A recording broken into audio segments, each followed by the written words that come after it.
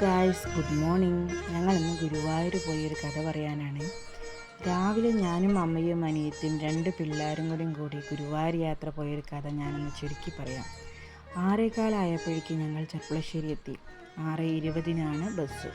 5 minute കിട്ടിയപ്പോഴേക്ക് കുട്ടികൾ ഭയങ്കര കളിയായിരുന്നു കേട്ടോ. അവർക്കറിയാം ഉണ്ണിക്കണ്ണനെ കാണാൻ പോവുകയാണെന്ന്. അതിൻ്റെ ഒരു സന്തോഷം അവരുടെ മുഖത്തുണ്ടായിരുന്നു. പിന്നെ നേരെ ബസ് കയറി ഞങ്ങൾ ഗുരുവായൂർ പോയി ഇറങ്ങി. എൻ്റെ മുഖം കണ്ടാൽ അറിയാം ഞാൻ ഭയങ്കര സന്തോഷത്തിലാണെന്ന്. ഉണ്ണിക്കണ്ണനെ കാണാനുള്ള സന്തോഷത്തിൽ എൻ്റെ കാലുകൾക്ക് പോലും ഭയങ്കര വേഗതയായിരുന്നു. ഞാൻ ബാക്കിലേക്ക് നോക്കുമ്പോൾ അവർ മെല്ലെ വരുന്നേ ഉണ്ടായിരുന്നുള്ളൂ. പിന്നെ എവിടെ നോക്കിയാലും മുല്ലപ്പൂ വിൽപ്പനക്കാർ ഒരുപാടുണ്ടായിരുന്നു. പക്ഷേ മുല്ലപ്പൂ ഒത്തിരി ഇഷ്ടമാണെങ്കിൽ പോലും അത് തലയിൽ ചൂടാൻ പറ്റില്ല. കാരണം മൈഗ്രീൻ്റെ പ്രശ്നമുള്ളത് കാരണം തലവേദന മസ്റ്റാണ്, എന്തായാലും വരും. അപ്പോൾ ആനയുടെ ഒരു പ്രതിമ ഇവിടെ ഉണ്ടായിരുന്നു. അത് 2 കുട്ടികളേനും കാണിക്കുകയായിരുന്നു കേട്ടോ അവൾ. അത് കഴിഞ്ഞ് ഞങ്ങൾ നടന്നു പോരുമ്പോൾ ഈ ഏട്ടനെ കണ്ടു. അമ്മയ്ക്ക് ഭയങ്കര സങ്കടമായി. അമ്മയും കൊണ്ട് കഴിയുന്ന സഹായം അമ്മ ചെയ്യുമായിരുന്നു കേട്ടോ. അമ്മയ്ക്ക് ഇങ്ങനെ കാണുമ്പോൾ ഭയങ്കര സങ്കടമാണ്. അത് കഴിഞ്ഞ് ഞങ്ങൾ ഗുരുവായൂരിലെത്തിയപ്പോൾ എനിക്ക് ഒത്തിരി സന്തോഷമായി. ഞാൻ നേരെ ഓടി പോവുമായിരുന്നു. എന്താദ്യം ചെയ്യും? അപ്പോൾ ഞങ്ങൾ വിചാരിച്ചു കുട്ടികൾക്ക് ആദ്യം കസവുമുണ്ട് വാങ്ങിക്കാമെന്ന്. കസവുമുണ്ട് വാങ്ങിച്ച് 2 പേർക്കും കസവുമുണ്ട് കൂട്ടിപ്പിച്ച് ഇതിനൊക്കെ ഓടി കളിപ്പിക്കാമല്ലോ എന്ന് വിചാരിച്ചു. അപ്പോൾ 2 ഉണ്ണിക്കണ്ണന്മാർക്കും ഞങ്ങൾ കസവുമുണ്ട് വാങ്ങിക്കാൻ കടയിലെത്തി. അപ്പോൾ ഇവനാണെങ്കിലോ കിച്ചുട്ടനാണെങ്കിലോ അപ്പുറത്ത് കുറേ ടോയ്സും കാര്യങ്ങളൊക്കെ ഉണ്ട്. അപ്പോൾ അതൊക്കെ നോക്കി വെക്കുകയാണ് കേട്ടോ. തിരിച്ചു വരുമ്പോൾ വാങ്ങിക്കാമെന്ന് വിചാരിച്ചിട്ട് എന്നോട് പറയുന്നുണ്ടായിരുന്നു.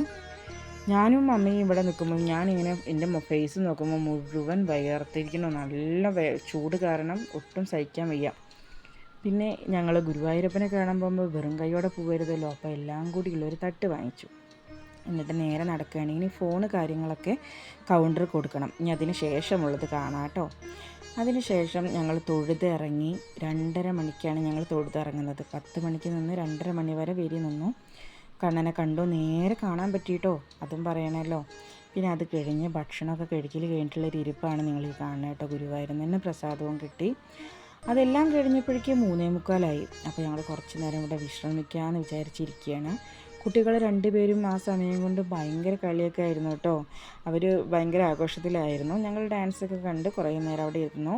ഇങ്ങനെ ഇരിക്കുമ്പോഴാണ് പായസം വാങ്ങിയിട്ടില്ലല്ലോ, പാൽപ്പായസം വാങ്ങണമല്ലോ എന്നുള്ളത് ഓർത്തത്. അപ്പോൾ ഞാനും കിച്ചൂട്ടനും കൂടി പാൽപ്പായസം വാങ്ങിക്കാൻ പോയി. അത് കിട്ടി. കിച്ചൂട്ടന് ഭയങ്കര സന്തോഷമായി. പിന്നെ പഞ്ചസാരയും നെയ്യും പഴമൊക്കെ വാങ്ങിച്ച് നിൽക്കുമ്പോഴാണ് ആ വഴി ആനകൾ പോണ് കാണുന്നത്. 2 ആനകൾ പോയി. കുട്ടികൾക്ക് ഭയങ്കര കൗതുകമായിരുന്നു. അത്രയും അടുത്ത് കൂടെ പോവുമായിരുന്നു.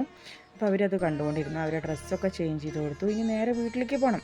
അപ്പോൾ ഞങ്ങൾ ഇനി നേരെ പോകണം, അല്ലെങ്കിൽ നല്ല ഇരുട്ടാവും വീട്ടിലെത്തുമ്പോഴേക്ക്.